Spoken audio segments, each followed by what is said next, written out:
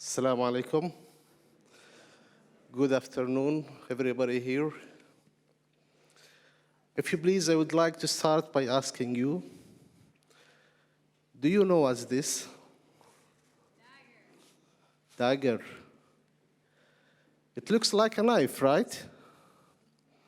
And you may see it as a symbol or tool of violence. In my country, it is an accessory to men's clothing called jambia, like this. It is also considered as a symbol of strength and independence. It is also used in traditional dancing. This dancing is used in some areas, you know for what? For conflict resolution and for building relationships within and among communities. My name is Maged Al-Kholidy, the founder of Youth Without Borders organization. I'm from Yemen. There, I have been witnessing nine conflicts since I was a child. The current one is the longest and most violent. It caused a lot of distractions, deaths, displacement, and hunger.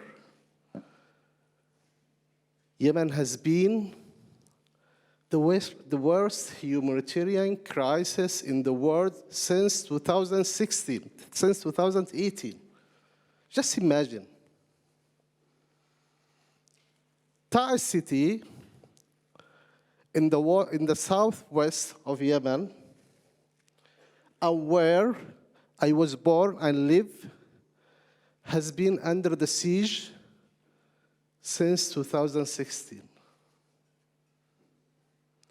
Trauma, mental health crisis are also examples of many impacts of the conflict under the surface. Youth are the worst affected group.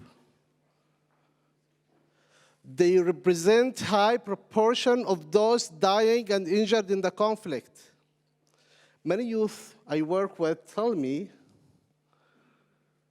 it is difficult for them to have access to education, health, and to job opportunities. Young people are forced to fight as it is a source of income. And young women also face gender-based violence. Just imagine the situation. But it may surprise you if I tell you that youth are still playing great and effective roles in the country. I see you gazing at me.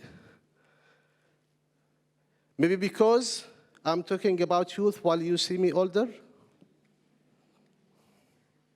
Yes, I am 42 years old now. But to know why I'm talking about youth, let me tell you my story. My life and my work has been shaped by youth around me and by my activism when I was young. In 2011, youth led a revolution in Yemen. Calling for what? They called for democracy, justice, equal rights, and inclusion. At the time, I realized how equal rights and inclusion are highly significant for stability and for peace. I also realized how youth can be shapers of a better future. This did really inspired me to volunteer in running capacity building and awareness-raising activities for young people, with the hope to see them really empowered and included.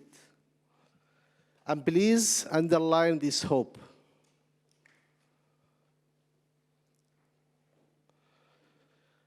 At that time, because of my activities, I was accused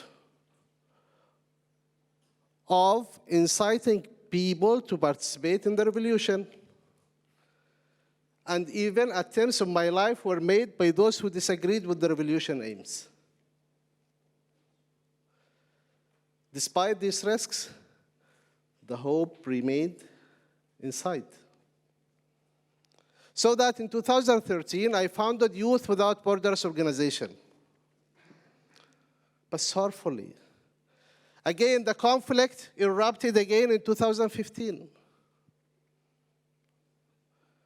At that time of the conflict, I noticed a generational gap.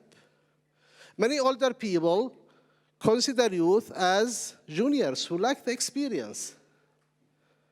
And even some blame them for driving a revolution in 2011 that has led, they see that has led to the current conflict. And that's why I compare them to saying this Zambia. Some people see it as a means or symbol of violence, while it's used in conflict resolution and building relationships among people and communities. Because at that time, youth were inspired to work hard and to run after their participation and inclusion. When I was